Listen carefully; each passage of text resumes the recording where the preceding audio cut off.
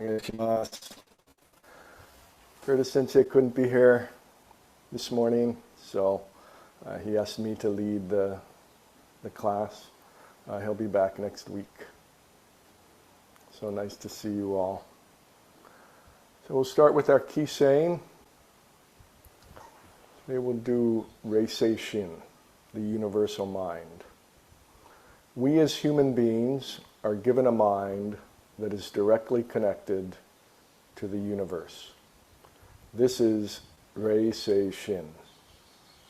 Water, when it settles, can clearly reflect the moon. When our mind becomes calm, Reisei Shin expresses itself clearly and unmistakably. Once this mind arises, in that moment, any selfish urges and desires disappear, and the universal mind of love and protection for all things shines forth. Let us polish our Reisei Shin. All right, so it's so nice to see you all.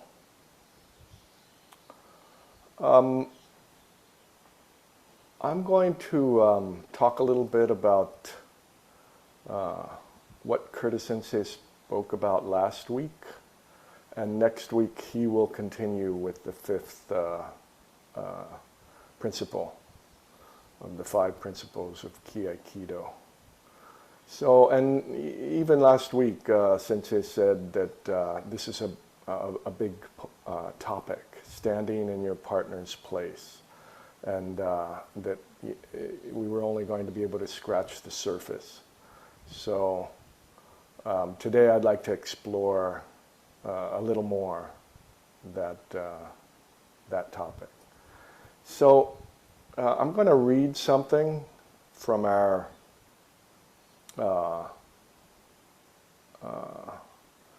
online, I guess, post that comes out as a reminder of these meetings. I just want to, there's a couple things I'd like to get you to think about and that we can sit with when we're doing our meditation.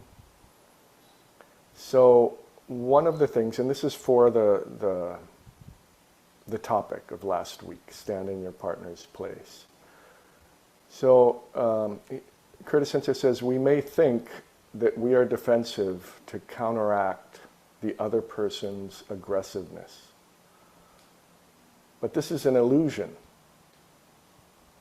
Our defense only arises because of our own aggression, not because of the other's challenge. So again, you can see that this might be a hard pill to swallow, right? When we're faced with a challenge, especially in that moment. And so I'd like to read one other point here, and that was something he says about option C.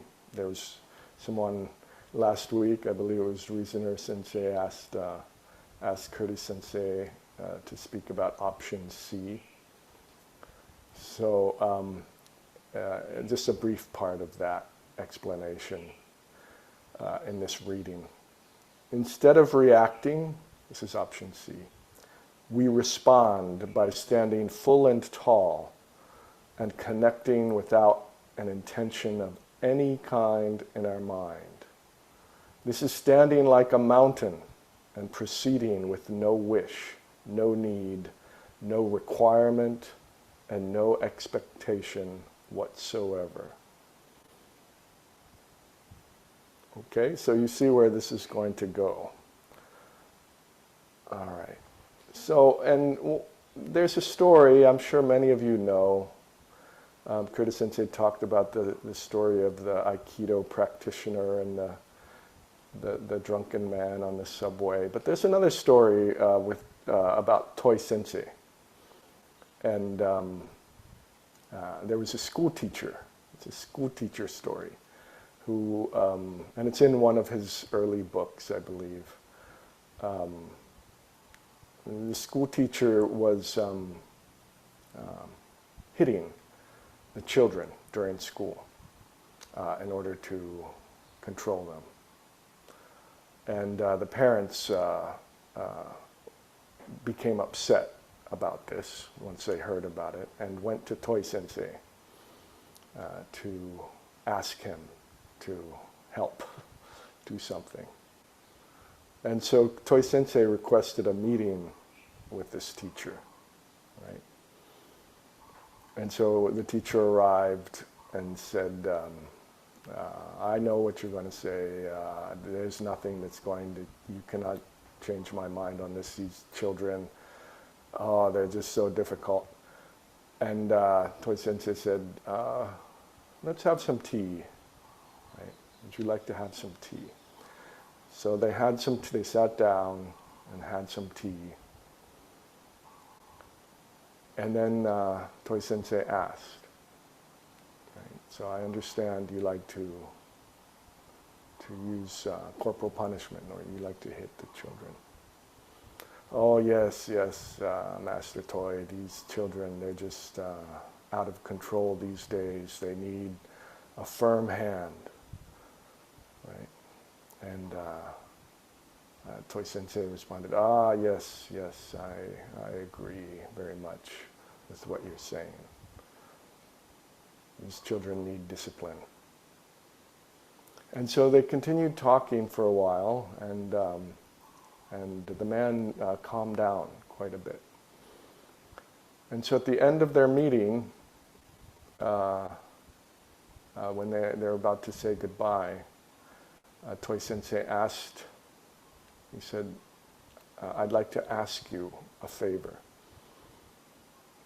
Oh yes, anything, Master Toi. Please promise me that you will not, you may continue using corporal punishment, but that you will not hit any child in the moment that you are angry. And so the story goes, this teacher, because he was honoring Toi Sensei's promise, and maybe because he understood something that he had not understood before, never hit a child again. That's how the story goes. So it's a good example of standing in the place of your partner, right? And I'd like us all to think about that while we're, and the other things I read about our own aggressiveness while we're doing our sitting practice. All right? So let's begin with some key breathing.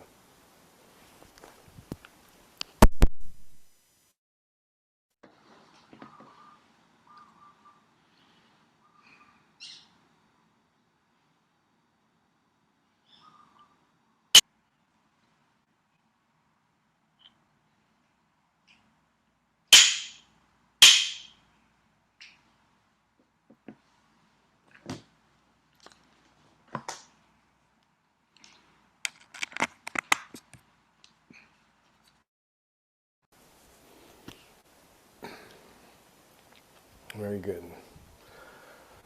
All right, so something else to consider is that these principles, they build and lead into each other. It's easy for us to forget when we're focusing on one what came before in our principles. So key is extending, right? And in order to do the next one, so to speak, in order to understand our partner's mind, we must be paying attention. Key must be extending, right? And in order to respect our partner, we must understand their mind, right? Understand their intention. Otherwise, we cannot respect them. And in order to put ourselves in our partner's place, we must respect them, right? So these kind of build and lead into each other. And it's so easy, at least for me, to forget about those earlier ones when we're focusing on one specific one. Oftentimes when we're practicing Aikido, we might stand next to our partner and then push them or put our hand on them in a heavy manner. So any kind of challenge, this is also what happens, right? Our mind is operating on our from our habitual patterns. And so what Toi Sensei has given us here with these 5 principles is a way out of that kind of a constant reminder. Pay attention, be aware and understand and respect. Put yourself in your partner's place when you're interacting with them. Yeah, so that's why this is such a beautiful practice that we do, right? That we have here, because it has the power to put us up. It's like a mirror put up against us, or in front of us, that we can we get to see all of the things that we're doing that we're completely unaware of. And of course, we have to be willing to go there, right? And from what I hear you saying is that you're finding ways to go there, to accept that sometimes we push, sometimes we lose our one point, and we forget, right? So, I think this is really an important thing to just, this kind of reminder to just go back to the practice, go back to the one point.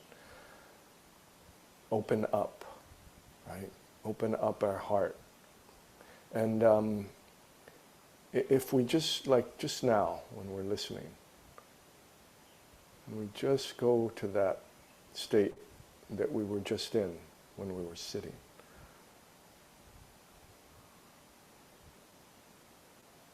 Right? Without any judgment or opinion. It's not easy for everyone. So imagine when there's a challenge, when someone's challenging our position, or maybe saying something that makes us feel offended. It's very difficult to do this. That's why this is a lifelong practice. Right? And I'd like to I'll give you another example, right? So last week someone said, so how do we deal with someone who's being passive aggressive? And so we all do this, right? We all have this question. So this is not a criticism of the asking of this question or the person. But just think about it for a moment. So it's passive aggressive. So yeah, we don't like to be manipulated or treated in certain ways, right? But already, by categorizing them, we are separating them from us, you see? And so this is part of my practice, right, is to, I am doing this in this moment. I'm separating myself. How to deal, even that, right? I want to make something happen. Option C doesn't say really about making something happen, and no need, no wish, no desire, no expectation, no requirement, like a mountain. That's what that thing I read said. You see, this just keeps going deeper and deeper for all of us. So this is very good that you're noticing this. It will continue. If you allow it, it will continue like this. You will continue to be challenged and see things that you need to address in yourself. And yet you will also continue to open in this wonderful way. So, thank you.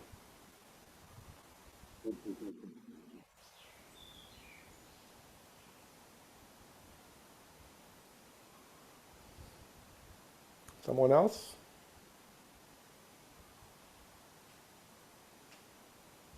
Hello, Sensei, everybody. Hello, it's Torsten, Steffi. Hello, nice to see you. Hello from Germany. Yes, good can, evening. I can try to ask a question if my English, our English is good enough, so I'll try. Concerning the shokushu you mentioned, and also Goethe Sensei mentioned last week, also these options A, B, and C. The shokushu is talking about something, the small mind and the big mind, the universal mind. Can you have this, or can you have this connection to the universal mind only in option C, or is it only possible to have it in A or B, which I refuse, I think.